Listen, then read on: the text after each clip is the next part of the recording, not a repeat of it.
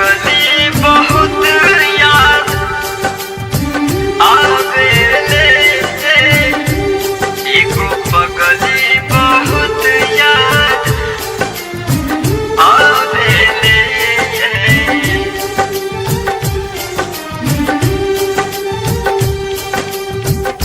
हे हे हे हे हे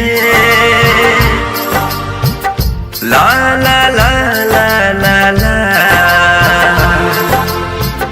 हो हो हो हो हो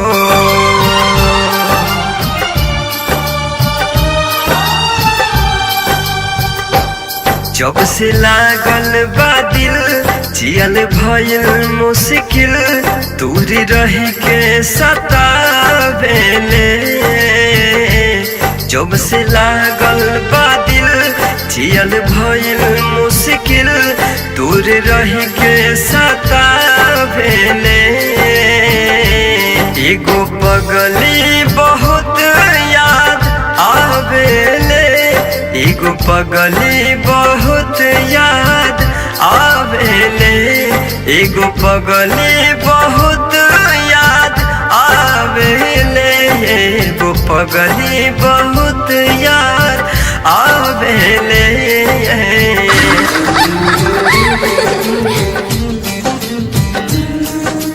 खुशबू रिकॉर्डिंग स्टूडियो, कहला बिशनपुरा बाजार। मिक्स बाय इमाम बाबू।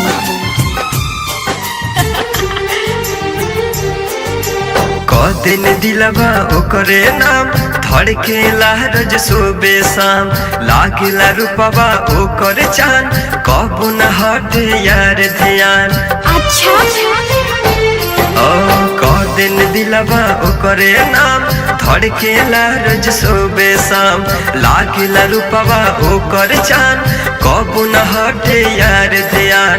मनवा हमरो पागल बा, दिलवा जब से लागल बा, मनवा हमरो पागल बा, दिलवा जब से लागल बा, चाहत बन तड़पावेले।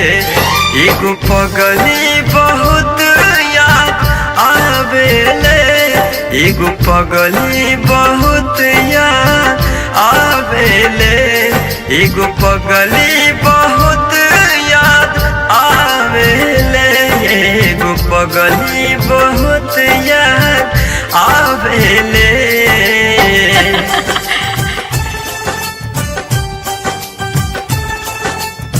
खुशबू रिकॉर्डिंग स्टूडियो, कहला बिशनपुरा बाजार। मिक्स बाय इमाम बाबू। मुन्ना मतलबी से के प्यार ले गइल दिल के चैन करा, फोन न कैल से एको बार, कबले यार कर इंतजार।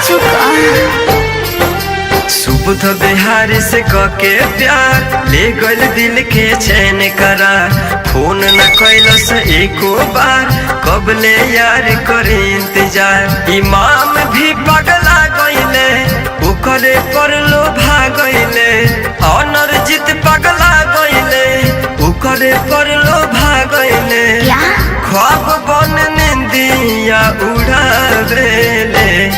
एगो पगली बहुत याद आवेले, एगो पगली बहुत याद आवेले, एगो पगली बहुत याद आवेले, एगो पगली बहुत याद आवेले।